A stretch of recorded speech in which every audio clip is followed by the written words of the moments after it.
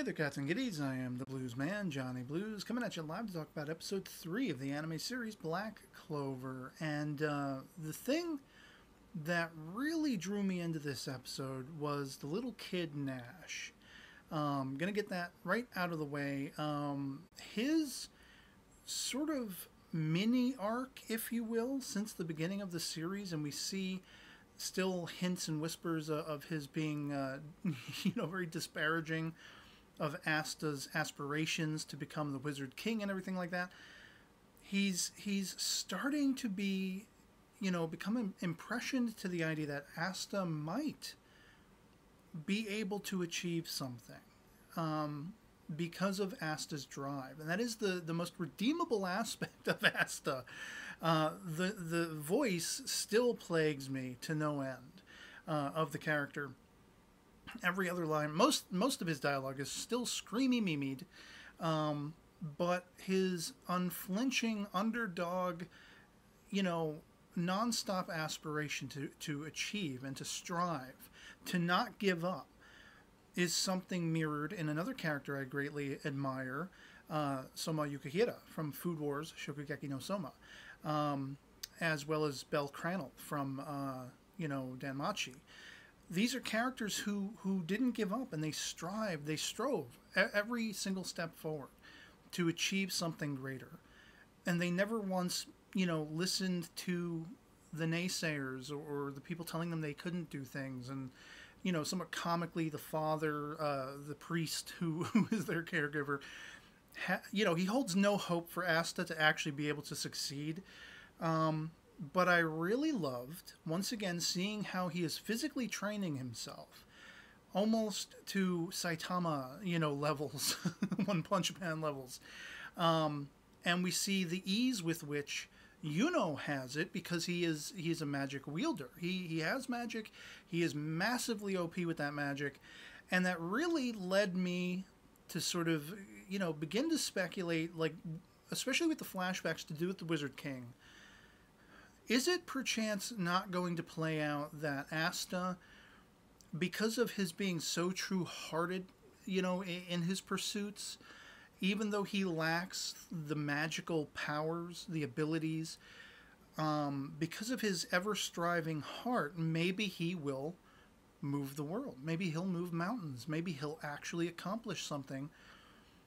Whether that's becoming a part of the Magic Knights, as he and are now setting off. They've set off, and they're going to the capital, where they're going to take the admissions tests and everything, and put their abilities to the test. I mean, Yuno is a shoo-in, but Asta is unflinching in his never giving up, never backing down.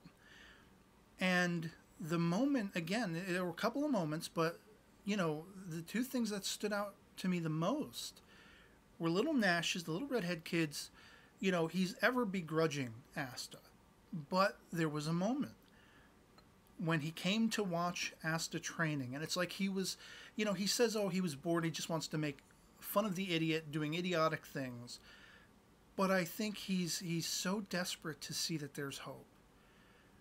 Their humble origins, the humble origins they've been surrounded by, they've grown up in, being poor, and such like that. This kid wants to believe. He wants a Superman. He wants a Wizard King. He wants someone he can believe in. He can believe that his aspirations, his own aspirations, are not a waste of time. And there's that awakening moment in the woods when Asta goes, like 1,199th hit on this tree or whatever, or rock or boulder, whatever it was, and he shatters it. Finally, he shatters it. And I was like, oh, damn. I was kind of impressed. But that much more so as they zoom in on Nash's little face, and he's gobsmacked. His eyes are wide, his mouth is agape, and it's just started. The flicker of that flame has just started to burgeon within him. Maybe there's more to this world. Maybe this won't be my life forever. Maybe I can strive, and maybe I can achieve. If that bloody idiot can do it, certainly I must be able to do it too. And that really gave me goosebumps. And then toward the end, when finally Asta and Yuno are leaving, and I like the little sentimental calling back on, them as kids when Sister Lily first came to the orphanage or whatever, the church. And even then, that was where, Asta started his trying to proposition her for marriage, which is like, dude, take no for an answer. He's even still fantasizing about coming back as the Wizard King to make her his wife. Even now, as he and Yuno are on this journey. But just before they're leaving, it was really sweet to see all the kids, they're saying they're going to be lonely. They're going to be missing both of these cats. And there's Nash, and he begrudgingly comes up to Asta, and he's like, you're going to be back here sooner than you think. You're going to fail, but,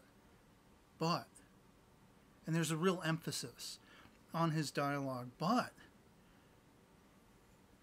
by the barest possibility, just in case you manage to do this, become a magic knight, open the door, the gamut wide to become the Wizard King,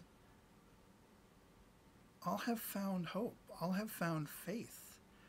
I'll believe in you, and through my belief in you, I'll believe in myself. And suddenly, like, just the whole weight of the world, of this world that Black Clover is, set itself down upon me. And I was like, God damn, I hope he succeeds. I really hope Asta succeeds, if for nothing else, to give this kid, Nash, something to believe in. Someone to believe in. A means through which, a prism through which, to have belief in himself. Because there are so many people readily available in the world to stomp you down, to keep you down, to hold you back, and tell you why what you want to do is a waste of time, and you shouldn't pursue it. And this kid, he sees that flicker of hope in somebody he antagonizes and can't stand and thinks is hopeless. But he sees how determined Asta is to face those seemingly insurmountable odds. And he's hoping, beyond hope, that Asta succeeds, that he accomplishes this. And that, to me, just was gobsmacking. It completely grabbed me by the lapels and drew me to the screen, and just, I was like, wow. I want Asta to succeed. I hope in some fashion he does. And it could be his never backing down, his determination to never give up, his aspirations that he puts before anything else. And he keeps going back toward, no matter what, taking no for an answer, not taking no for an answer, rather. It could be that, his true-heartedness, that allows for it.